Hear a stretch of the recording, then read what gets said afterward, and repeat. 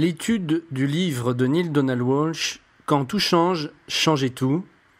Premier changement, modifiez votre décision de faire cavalier seul.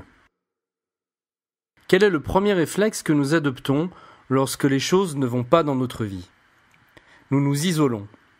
Si nous sommes confrontés à des problèmes qui nous terrifient, alors nous faisons comme le fœtus, nous nous recroquevillons.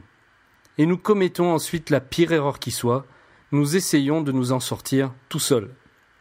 Soit parce que nous avons une piètre estime de soi et avons peur de nous faire rejeter en demandant de l'aide, soit notre orgueil nous pousse à cacher notre imperfection, soit tout simplement nous exécutons gentiment ce que l'on nous a toujours appris depuis notre tendre enfance, nous évitons d'accabler les autres avec nos problèmes.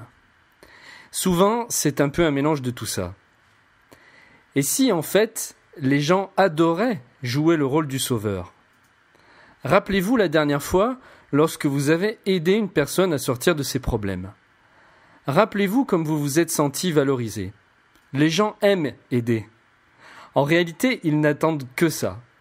Tout simplement parce que c'est quelque chose de naturel et que cela accroît l'estime de soi. Nous avons la plupart du temps bien plus de mal à accepter l'aide des autres qu'aider quelqu'un dans la difficulté. Vos propres jugements à votre égard sont le principal obstacle. Les gens autour de vous ne seront jamais aussi sévères que vous ne l'êtes avec vous-même. D'ailleurs, ils ne font rien, à part vous renvoyer par effet miroir ce que vous vous faites à vous-même. Donc si vous demandez de l'aide, non seulement on ne vous rejettera pas, mais on aimera vous aider. Rappelez-vous de cela la prochaine fois que vous aurez envie de parler de vos soucis à quelqu'un, mais que la peur de déranger sera plus forte. Faire la différence entre ce qui est et votre scénario.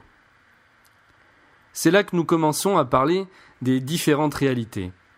Je parle de la réalité ultime en opposition avec votre réalité imaginaire. Ce qui se passe dans votre tête et qui est parfois très loin de la réalité. Plus vous vous isolez, plus vous êtes sujet au tiraillement des histoires que vous vous racontez. Si le dialogue n'a lieu avec personne, alors celui-ci se déroulera dans votre tête et c'est là que commencent les déboires. Vous attribuez des rôles aux autres en les voyant faire des choses qui n'existent pas. Cela peut à l'extrême devenir de la paranoïa, ou vous imaginez que les choses tournent mal. En général, lorsque nous réfléchissons trop, c'est ce qui se passe, car après tout, selon la croyance très enracinée que la vie est une calamité, pourquoi les choses iraient bien? Ce ne serait absolument pas normal. Votre dialogue intérieur fermente, vous tournez en rond, vous restez dans le connu, le passé, et rien de nouveau ou de constructif ne peut en sortir. À ce moment, le fait de dialoguer avec quelqu'un en lui expliquant vos soucis vous fait sortir de votre tête. Le dialogue s'extériorise et la personne qui est en face de vous aura le recul, le détachement et l'objectivité nécessaires que vous n'avez pas. Elle pourra certainement vous offrir une nouvelle perspective que vous auriez eu beaucoup de mal à trouver tout seul.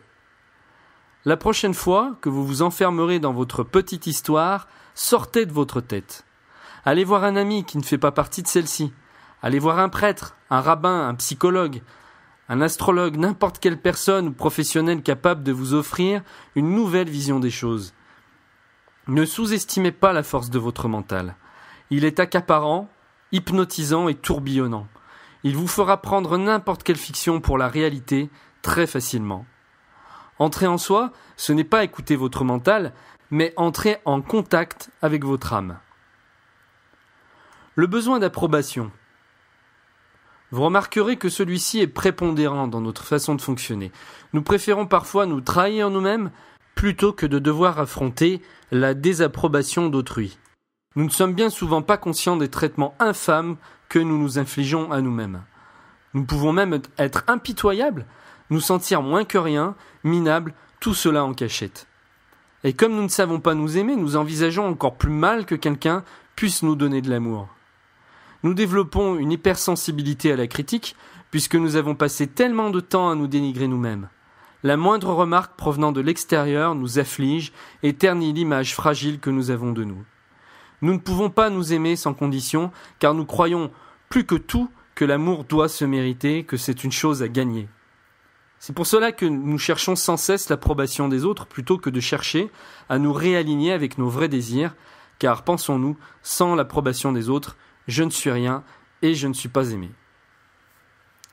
Il est donc temps de chercher quelqu'un qui n'entre pas dans votre petit jeu solitaire, qui n'approuve pas votre scénario et qui saura vraiment vous voir tel que vous êtes et non pas comme vous vous imaginez être. C'est aussi le but de cet article, faire en sorte que vous vous sentiez moins seul. Vous pouvez laisser des commentaires en bas de cet article, soit pour y ajouter des idées, soit pour partager votre expérience. J'aimerais vraiment rendre ce blog interactif. À chaque changement que nous étudierons ensemble, chacun pourra apporter sa pierre à l'édifice et nous apporter peut-être une nouvelle perspective. Vous ne pouvez pas éviter le changement, mais vous pouvez en modifier l'expérience. Réfléchissez bien à ce qui vient d'être dit et prenez soin de vous. Je voudrais juste terminer ce premier article par une citation de Neale Donald Walsch que nous étudions ici. « La vie commence là où finit votre zone de confort. »